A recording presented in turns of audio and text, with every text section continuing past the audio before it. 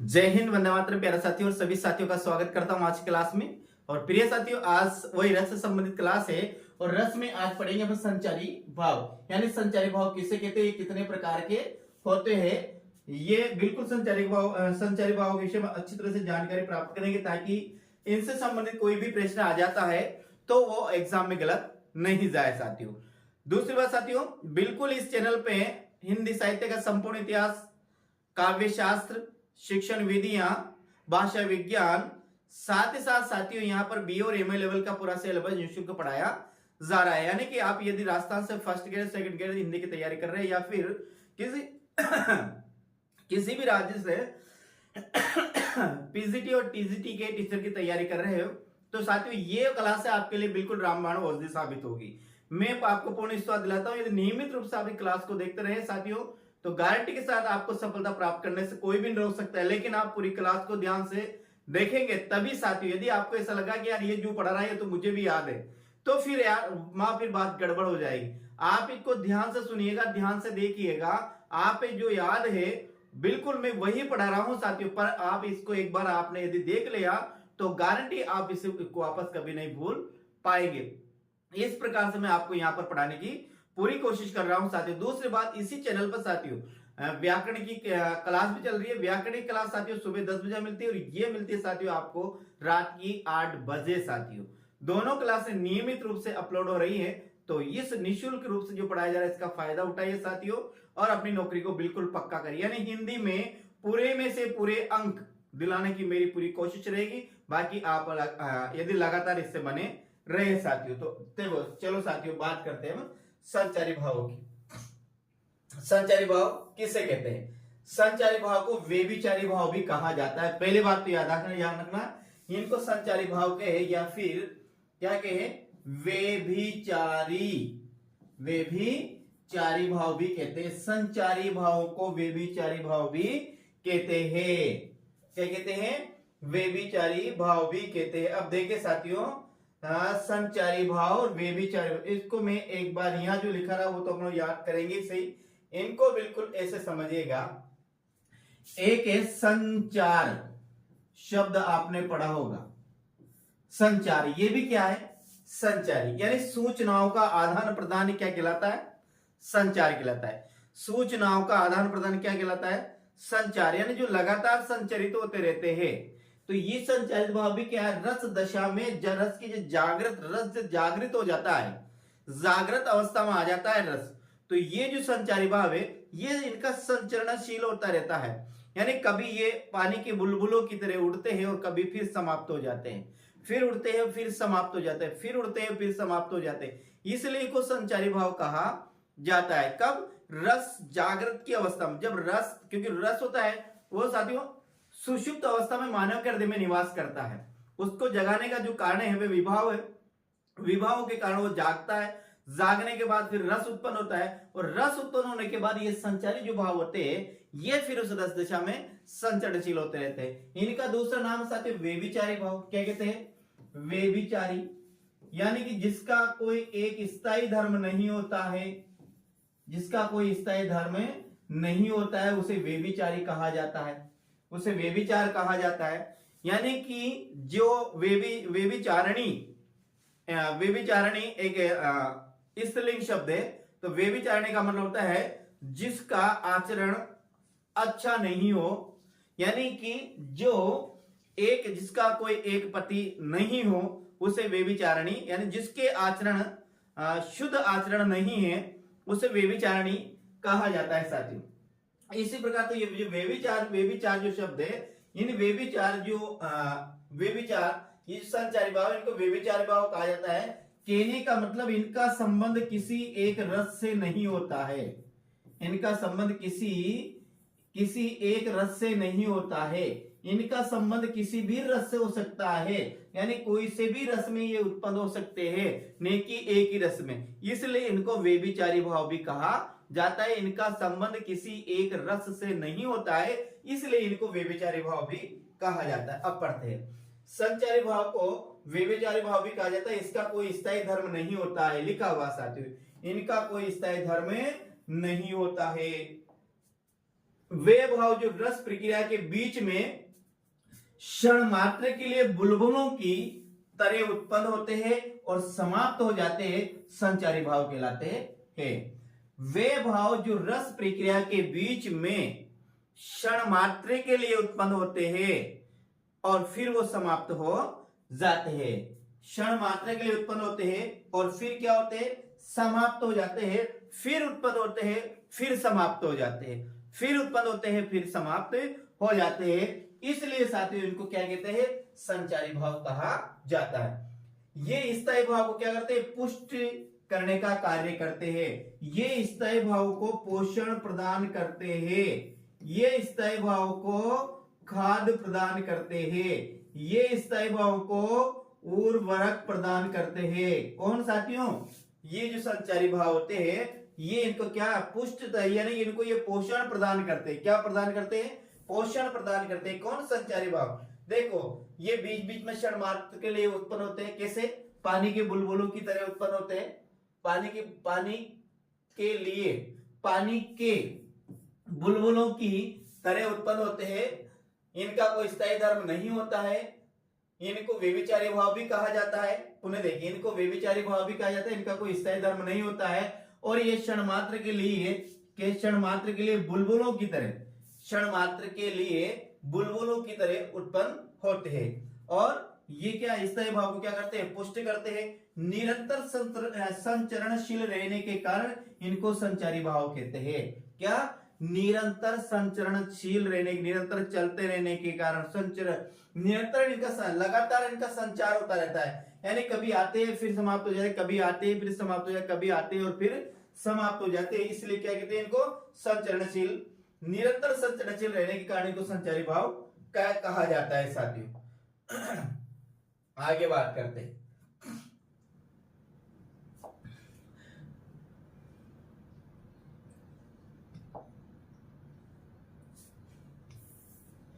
इनका किसी भी स्थायी भाव से स्थायी संबंध नहीं होता है, इसलिए इन्हें व्यभिचारी भाव भी कहा जाता है। यानी जिसका किसी से भी स्थायी संबंध नहीं होता है उसे व्यभिचारी या व्यभिचारिणी कहा जाता है। तो उसी प्रकार से साथियों उसे व्यभिचारी या व्यभिचारिणी कहा जाता है। उसी प्रकार से जो संचारी भाव होते हैं इनको भी व्यभिचारी भाव कहा जाता है, क्योंकि इनका किसी भी भाव से, किसी भी रस से, किसी भी स्थायी भाव से इनका स्थायी संबंध नहीं होता है। इसलिए प्रिय विद्यार्थियों इनको व्यभिचारी भाव भी कहा जाता है। आगे हम बात करते हैं। संचारी भावों की संख्या 33 मानी गई है। ध्यान रखना, कितनी मानी गई है, संचारी भावों की संख्या 33 मानी गई है। भानुदत्त ने छल को 34वां संचारी भाव मानकर संचारी भाव माना है। क्या है, भानुदत्त ने 34वां संचारी भाव माना है, जिसे आचार्य देव ने भी मान्यता दी है। आचार्य देव रीति काल के प्रसिद्ध आचार्य है आचार्य देव। साथियों रीति काल के प्रसिद्ध आचार्य देव, जिनका पूरा नाम है देवदत्त द्विवेदी। क्या नाम है, देवदत्त द्विवेदी इनका पूरा नाम है। साथियों बहुत प्रसिद्ध आचार्य है रीतिकाल के। तो हम बात करें, भानुदत्त ने छल को 34वां संचारी भाव माना है, जिसे आचार्य देव ने भी मान्यता दी है। आचार्य शुक्ल ने छल को अवहित्या, क्या लिखा हुआ है यहाँ, अवहित्या में समाहित कर दिया गया है। जो अवहित्या नाम का जो एक संचारी भाव है, तो आचार्य शुक्ल ने ये छल को किसमें समाहित कर दिया, अवहित्या में समाहित कर दिया। छठपटाहट को आचार्य शुक्ल ने 35वां संचारी भाव माना है। छठपटाहट को आचार्य शुक्ल ने कौन सा माना है, 35वां संचारी भाव माना है। किसने, आचार्य रामचंद्र शुक्ल ने। किसको, छठपटाहट को। अब देखिए संचारी भाव की संख्या कितनी है, 33 है।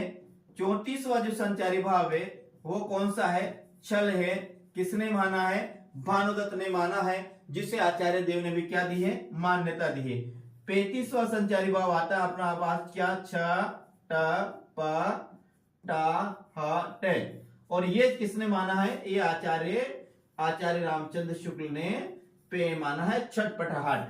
अब देखिए आचार्य रामचंद्र जो भानुगत ने ये छल नामक 34वां संचारी भाव माना था, इसे तो अविद्या में क्या कर दिया, समाहित कर दिया। अब जो 35वां संचारी भाव है, जो किसने छटपटाहट जो नाम दिया, ये किसने माना, ये आचार्य रामचंद्र शुक्ल ने माना। प्रिय साथियों, किसने माना, आचार्य रामचंद्र शुक्ल ने माना। देखिए आगे, परंतु यह लिखा हुआ है साथियों,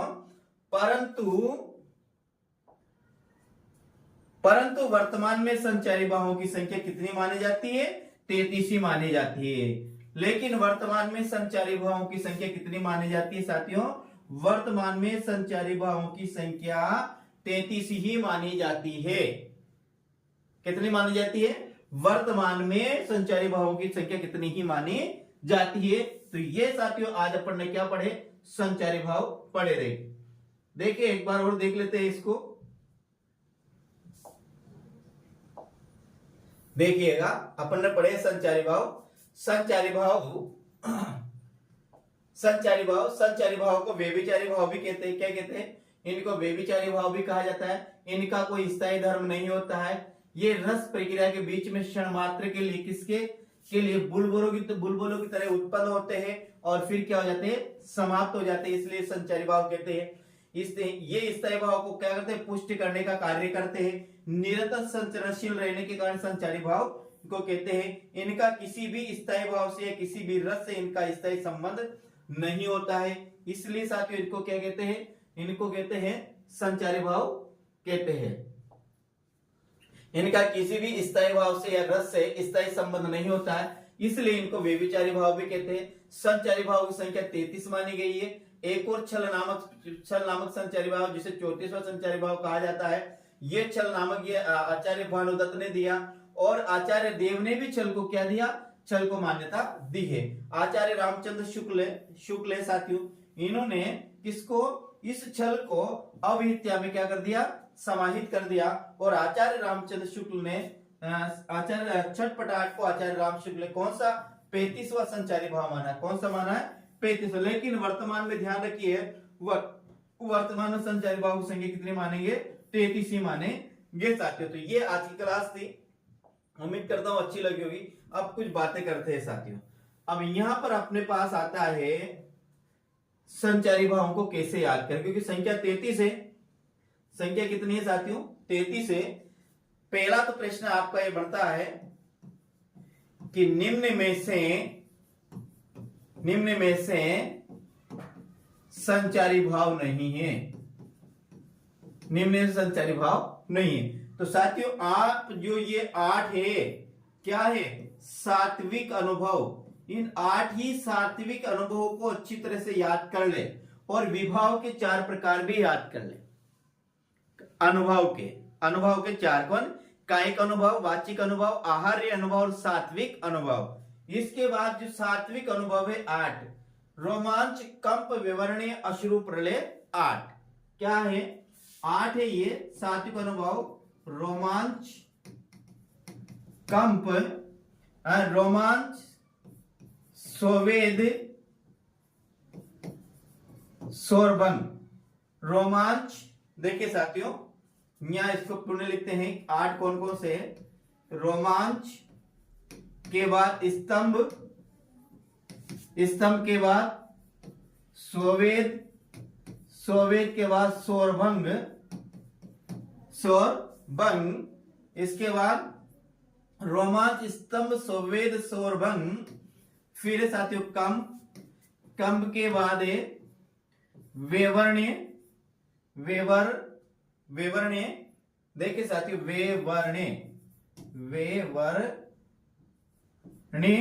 वेवर्ण्य, कंप, वेवर्ण्य, और एक है साथियों अश्रु, और एक है साथियों प्रलय। ये 4, ये जो 8 सात्विक भाव है साथियों, ये 8 सात्विक भाव आपको याद है, 8 सात्विक भाव आपको याद है प्रिय साथियों। तो मेरा मानना है कि आपका एक प्रश्न क्लियर हो जाता है, क्योंकि कभी कभी वो पूछता है कि निम्न में से संचारी भाव नहीं है, तो 3 तो संचारी भाव देता है, एक उसमें वो सात्विक अनुभव को घुसा, यानी सात्विक अनुभव को उसमें रख देता है। तो फिर हम भूल जाते हैं कि ये सात्विक अनुभव, इसमें कौन सा सात्विक अनुभव को बिल्कुल आप कंठस्थ याद करें। दूसरी बात साथियों, संचारी भाव की संख्या कितनी मानी गई है 33, और रस कितने माने गए 9, क्योंकि स्थायी भाव की संख्या कितनी है 9। जब आपसे या मेरे से या आपसे ये 9 ही रसों में निकालने में, 9 ही रस याद करने में साथियों दिक्कत आती है, काव्यपंक्ति कहीं आ जाती है, तो इनमें कौन सा रस है, इसमें ही दिक्कत आती है। फिर साथियों 8 क्या है, 8 सात्विक अनुभव है। 8 क्या है, सात्विक अनुभव है। सात्विक अनुभव भी हमको याद करना पड़ेगा साथ। और फिर क्या 33 क्या संचारी भाव है। तो मेरा तो मानना है 33 जो संचारी भाव है इनका आप गुप से गुप करें साथियों, तो इनका आप नाम याद कर लीजिएगा। बाकी मेरा मानना है कि नाम भी याद नहीं करें, और इनको कौन सी काव्य पंक्ति में कौन सा संचारी भाव है ये भी मेरे हिसाब से आप बिल्कुल भी कोशिश नहीं करें, क्योंकि कई संचारी भाव में साथियों कई काव्य पंक्तियों में अलग संचारी भाव भी निकल जाता है। और इसके लिए यदि आप याद करना चाहते हैं साथियों, तो मैं एक किताब बताता हूं साथियों, अलंकार परिजात नाम से एक किताब आती है, शायद अलंकार परिजात या ऐसी कोई आती है साथियों, लेकिन शायद इसके जो लेखक है वो है नरोत्तम शर्मा। नरोत्तम शर्मा इसके लेखक है साथियों। तो ये नरोत्तम शर्मा के नाम जो लेखक है, किताब आएगी बिल्कुल छोटी सी आएगी, इसकी लंबाई इतनी रहेगी, इतनी लगभग इसकी चौड़ाई रहेगी, पेन के बराबर, पेन के और ज्यादा और इतनी भी हो सकती है, इसकी लंबाई इतनी चौड़ाई रहेगी। ये किताब है, ये किताब आप लाइएगा, इसके जो उदाहरण दे रखे हैं साथियों इसको ही आप याद कर लीजिएगा। एक का केवल एक ही उदाहरण होगा, उदाहरण वो याद रह जाएगा, और लगभग लगभग इसमें से वे उदाहरण आ जाते हैं। बाकी और दूसरी किताबों आपको याद करने की कोशिश नहीं करे, वो याद भी नहीं होगा 33, और यदि वो भी बाय चांस वो गलत चल जाता है। तो यदि आपको है कि मुझे तो याद ही करना है, तो ये किताब लाइएगा, इसमें से जो उदाहरण दे रखे उदाहरण याद कर लीजिए, हो सकता है एग्जाम में वही उदाहरण आ जाए। इसके साथ साथ वो तो साथियों मैं संचारी भावों के लिए मैं आगे इसमें कुछ नहीं कह सकता हूं साथियों, कि मैंने तो संचारी भावों को क्या किया था, छोड़ दिया था। केवल मैंने इतना याद किया था जो अभी पढ़ाया है आपको, बाकी मैंने इसको छोड़ दिया। कारण ये कि मैंने बहुत अच्छी तरह से इसको पढ़ा, लेकिन जब भी क्वेश्चन हल करने लगता हूं साथियों इनके, तो 10 में से मान लीजिएगा 5 से बाकी और गलत निकलते हैं।